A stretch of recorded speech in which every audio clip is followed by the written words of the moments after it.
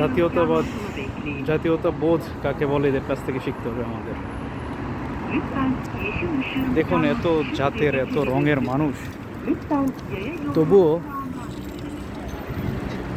একটি জায়গায় ওরা সবাই এক, আর সেটা হচ্ছে জাতীয়তাবোধ।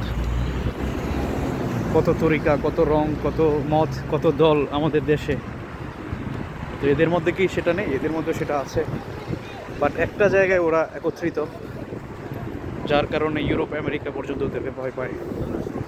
সেটা হচ্ছে ওদের জাতীয়তাবোধ।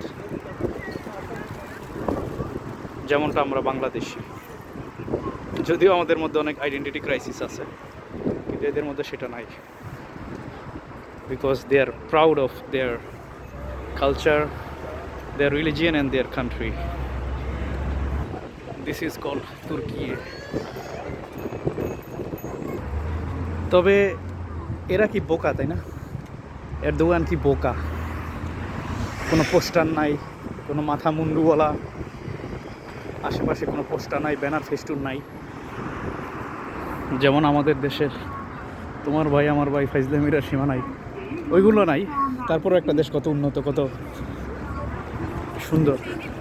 মনে হচ্ছে আমাদের দেশের সরকারকে বলতে হবে এদের থেকে বুদ্ধি পরামর্শ নেওয়ার জন্য, কারণ আমাদের দেশে তো পোস্টার ছাড়া, ব্যানার ফেস্টুন ছাড়া চলে না। মুখে মুখে বড় বড় বলি দেশকে কিভাবে সুন্দর করবে, অথচ কাজের বেলায় সব ফাঁকা।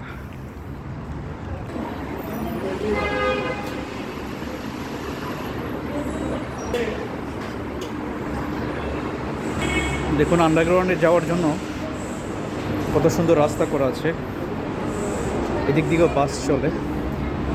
তো পুরো আন্ডারগ্রাউন্ড সহ যে ব্রিজ আছে, এটাকে ওরা কমার্শিয়াল প্লেস বানিয়ে ফেলেছে, অর্থাৎ জায়গাটাকে ইউটিলাইজ করছে।